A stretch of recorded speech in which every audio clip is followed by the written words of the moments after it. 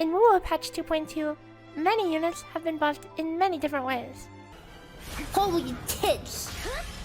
Memes aside, the addition of new weapons and echoes create new options and best in slot choices for various resonators.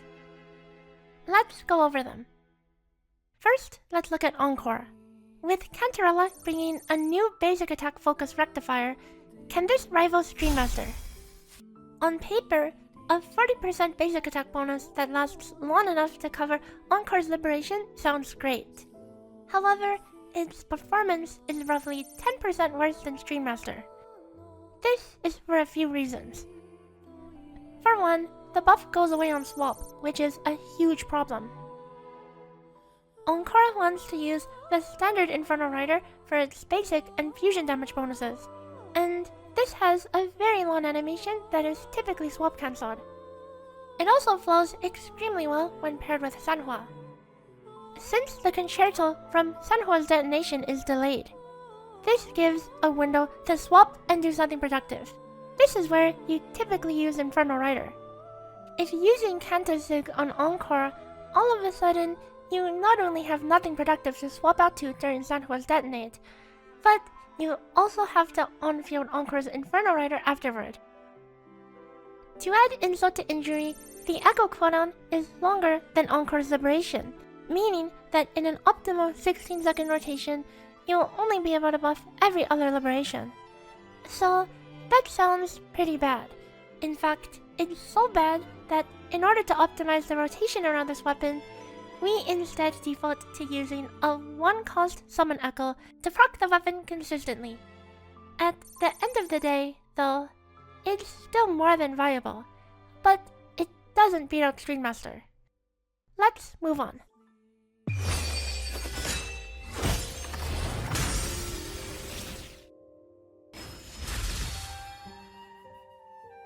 Phoebe, who universally used Nightmare Morning Ikes in the main Echo slot before, now has a new option with Capitaneus. Surely that's how to pronounce it, right? While Morning Ikes only grants 12% spectral bonus passively, Capitaneus grants 12% spectral and heavy, being a straight upgrade in terms of buffs. The only other difference between the two is damage, with Morning Ikes being the stronger of the two. So, is it worth upgrading? Running Capitaneus offers roughly a 1.6% total damage increase for Phoebe across a rotation. However, this is assuming Capitaneus lands the full damage. Most of the time, against smaller targets especially, you'll only land a fraction of the total damage. When losing half of this Echo's damage consistently, the small damage increase from running this Echo is nullified.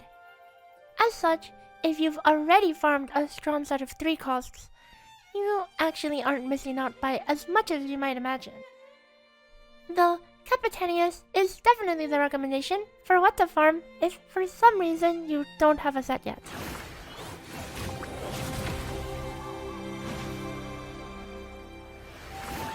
Another new Echo is Nightmare Lampylumen. Is it finally time for Linyan mains to rise up? No. Apparently, this is just an Empyrean Anthem side grade to Hecate, boosting coordinated damage alongside Glacial as opposed to straight coordinated damage. For Zhezhi, this is an increase of 3.64% personal damage. And when considering that you will actually be landing the damage with this, as opposed to Hecate, which often gets 0 or few hits, this makes the typical performance even better.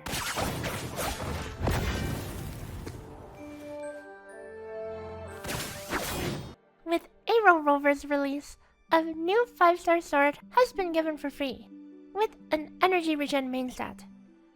Surely that means Brant stonks, especially for those who haven't pulled a signature weapon, right?